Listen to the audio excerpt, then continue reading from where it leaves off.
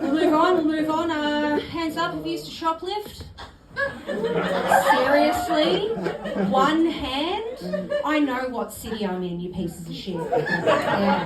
Yeah, I used to judge shoplifters. I was like, get a job, you lazy dog, right? Now, because of the cost of living, see a shoplifter, I'm like, your bag's half full. Get back in there, you lazy dog. Right? And it's cool, because different people have different words for it. You know, we used to gank, we used to rack. You know, there's always, I love coming up with different words. Australian slang is always to dilute the crime that you're committing. You know, when you've got a problem gambler who's going to the pokies and he goes, I might have a little bit of a flutter. It's like, you've lost your wife and kids, mate. You're not allowed to call it a flutter. And there's different areas for it, you know, they have different words in different areas, like in Newtown. In Newtown, it's not shoplifting, it's ethical provisions transfer. Yeah, and anywhere in the western suburbs, I guess it's just called going to the shops. So, yeah. What's convenient about Melbourne and Sydney is the western suburbs are fucked, and I didn't have to change that joke. So I really appreciate that, yeah. Yeah, so I used to shoplift with my two friends when we were 15. I was the third wheel though. They both had anorexia and I only had bulimia. So, yeah, I wasn't quite committed enough to be a fully fledged member of the gang. So it was my job to carry the loot, because I had the strength, obviously. And also to distract the sales assistant, which was easy because my friends only stole from Supray, who exclusively only hired girls with brain damage.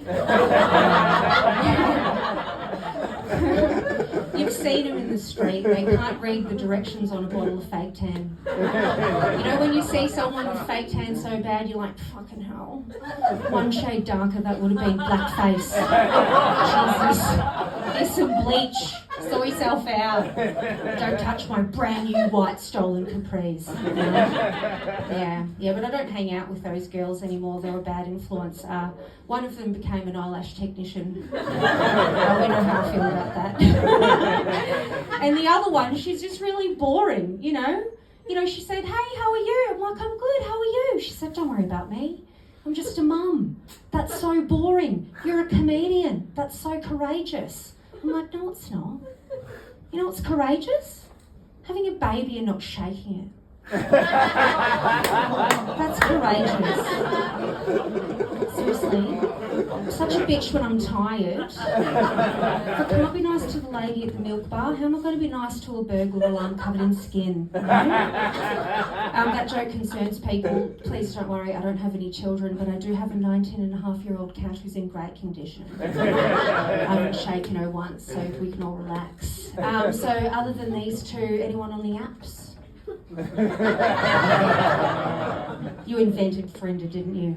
Red hot pie. Red hot pie. I don't know what that means. I'll find out about it later. Red hot pie.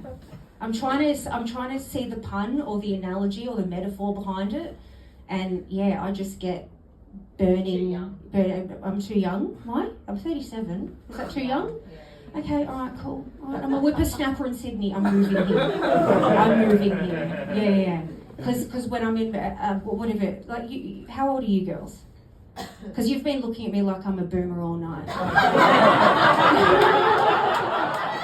Or you weren't paying attention for the first 7 minutes and then you decided I was funny, so you tipped. You know, sort of like selective ADHD, is that it? That's all right, yeah? Cool. All right, cool, that's fine. Just quick roast, we'll move on. So yeah, I'm not on the apps anymore. I've decided I've quit shopping for dudes online because the shit never fits, you always have to send it back. My mate said to me, are you bitter that you're single? I'm like, nah. I'm just bitter that every single time a dude goes to lick my toes, he fucking pulls away as soon as he sees my bunion. I'm like, hang on a second. I didn't ask you to lick my toes, I just let you because I'm a good sport. And secondly, we met on hobbithoofs.com. What sort of woman are you expecting? Jesus. Yeah, but I'm off the apps because they can't give me the information that I need, you know? Like, does dehydrated spit accumulate at the corners of his mouth? No. Gross, right?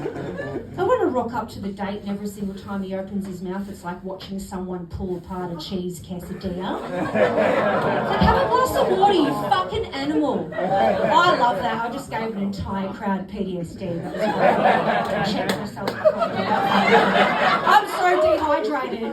I know that there's a block of cheese on each side. I'm really sorry about that. Yeah. What else can't you get from an app? Does he have ants in his kitchen? That's an important one. No, I'm serious. Because if he's got ants in his kitchen, means that he can't put honey on his toast without getting it everywhere, which means he can't pull out. I'm going to plan my unplanned pregnancy with a moron who can't pull out. If I ever have a child, it's got to be out of pure love or because I change my mind at the last second and then clamp down.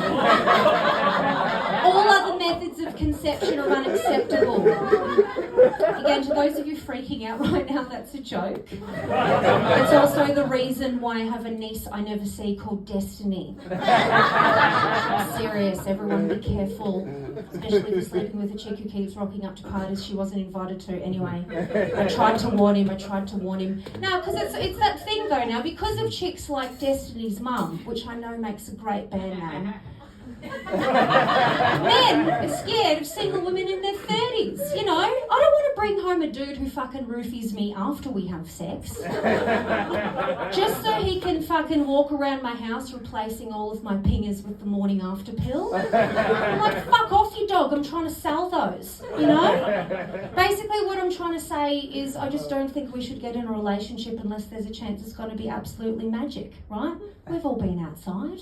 Bloody red flag city. Last date I went on, this dude told me he was in therapy for love and sex addiction. You know what that sounds like? A spectator when you're shitting. No thanks. I've already got a cat. She fucking looks him in the eyes during, it's weird. Now I'm used to it, if she looks away, I can't finish. Date before that, tried to hide his tiny dick from me, I'm like, I'm gonna find out. Plus it's about attitude at that point, because lads, if you've got a small dick, are you gonna roll over and die? Or are you gonna become the best goddamn finger this country's ever seen? I'm like, I don't have to sleep with a chick to know that dudes are better at scissoring now. Chop, chop. I think I wrote that joke in the car. You liked it? Yeah, but you liked everything. Yeah, anyway, cool. I'm gonna move on. Hey, thanks for having me. Sunday.